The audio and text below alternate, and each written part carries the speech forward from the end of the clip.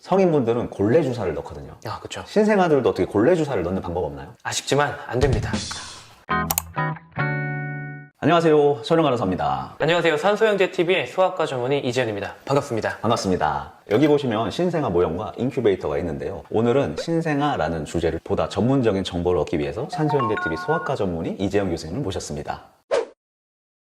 그래서 오늘은 구급대원분의 사연부터 바로 시작하겠습니다. 구급대원분께서 문의하셨습니다. 저희 구급대원들은 아무것도 준비되지 않은 상태 병원 밖 CPR을 자주 접합니다. 이때 투약이 언제나처럼 큰 문제가 됩니다. 소년간호사의 CPR 약물 투여 경로 영상을 돌려보던 중 한 가지 의문이 생겨서 문의드립니다. 신생아의 경우 탯줄이 있는데 신생아 CPR 상황이 발생하면 신생아의 탯줄 정맥으로 약물 투약이 가능할까요? 가능하다면 실제 임상에서도 활용하시나요? 혹시 탯줄 IV가 가능하다면 전국에 계신 구급대원분들께서 응급대처에 활용할 수 있도록 방법을 알려주실 수 있을까요?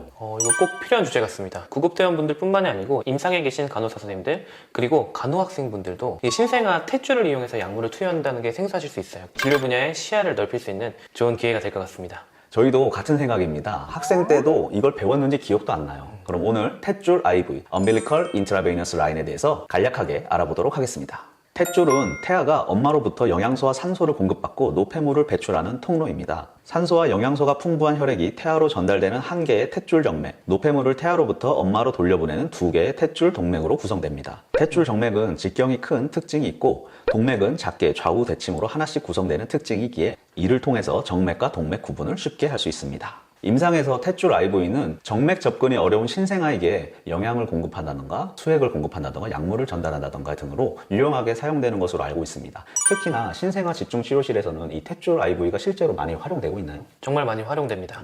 특히 작게 태어난 미숙아나 응급한 상황의 신생아의 경우에는 작은 혈관을 액세스할 시간이 모자라게 되는데 탯줄에는 우리가 직접 보면서 확보할 수 있는 혈관이 있죠. 그렇기 때문에 탯줄 혈관을 잘 활용하는 것이 생후 직후에 신생아에게서는 굉장히 중요한 치료 방법이 됩니다. 그런데 신생아 중환자실에서 주로 보는 신생아들 중에는 아주 작은 극소저체중아 아이나 20주 때 태어난 아주 작은 아기들이 있는데 그런 아이들은 탯줄의 단면을 봤을 때 베인과 아터리의 구분이 쉽지 않을 수도 있습니다. 그렇기 때문에 혈관을 잘 구분해서 우리 목적에 맞게 카테터를 삽입하는 것이 굉장히 중요하겠습니다. 이론과 임상 실제가 다르긴 하네요. 네, 이게 어려운 부분이 많습니다. 자, 그러면 탯줄 IV에 대해서 좀 간략하게 설명을 해주실 수 있을까요, 교수님? 네, 설명드리도록 하겠습니다. 엄빌리컬 비너스 카테터 삽입 과정입니다. 무균적 환경을 유지하고 필요한 장비를 준비합니다. 신생아의 체중과 상태에 따라 3.5French 또는 5French 카테터를 권장합니다. 탯줄과 주변 부위를 소독제로 닦습니다.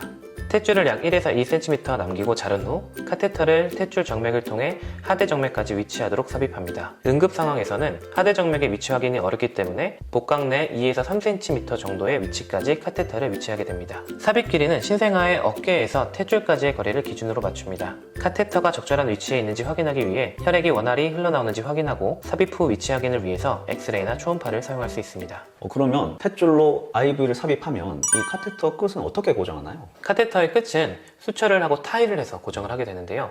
이때 위치가 흔들릴 수 있기 때문에 무균적인 테이프를 통해서 더 말려 들어가지 않게 고정을 하기도 합니다. 카테터 삽입을 한 뒤에는 이제 매일 주기적으로 소독을 하게 되는데요. 탯줄은 생후 직후에는 젖어 있는 상태이기 때문에 닫힌 드레싱은 하지 않습니다. 그러면 오히려 세균의 증식을 유발할 수 있어서 주기적으로 소독을 하면서 탯줄을 건조시키는 것이 엄빌리컬 비너스 카테터를 무균적으로 유지할 수 있는 방법이 되겠습니다. 그러면 카테터 삽입이 어렵기도 하지만 관리하는 것도 어렵네요. 네, 그렇습니다. 신생아 중환자실에서 신생아들을 돌볼 때 굉장히 중요한 테크닉 중에 하나가 노터치 테크닉이거든요. 아기들을 필요하지 않은 범위에서 만지지 않는다. 이유 중에 하나가 감염 관리가 어려운 부분이 있기 때문에 그런 테크닉을 중요하게 생각하고 있습니다. 그러면 엄빌리컬 카테터 같은 경우에는 삽입을 위해선 ECM 이상을 남기는 게 권장된다고 하셨는데 카테터를 이제 제거한 이후에는 그럼 남은 탯줄은 저절로 줄어드나요? 아니면 더 잘라주나요? 보통 카테터는 7일에서 10일 정도 유지하게 되는데요. 그 과정에서 이미 탯줄은 마르기 시작합니다.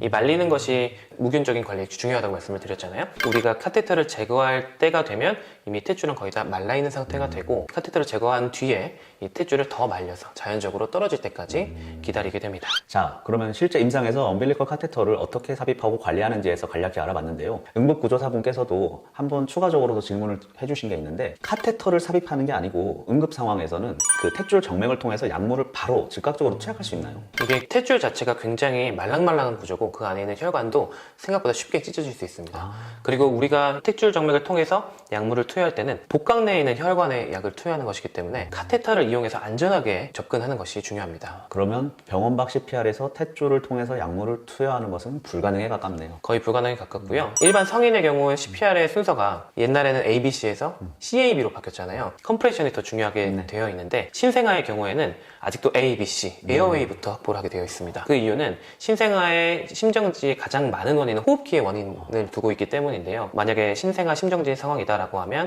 에어웨이 확보가 먼저 우선되어야겠고, 에어웨이 확보가 되어 있다면 엔도튜브를 통해서 에프린프린이나 다른 약물을 투여할 수 있기 때문에 무리해서 엄빌리칼 카테터를 삽입하는 것보다는 에어웨이를 통한 약물 투여가 더 안전하다고 할 수 있겠습니다. 응급 CPR 상황에서는 기도삽관 후 엔도트랄 결축을 통한 약물 투여. 네. 야, 이거는 꼭 알아두셨으면 좋겠네요.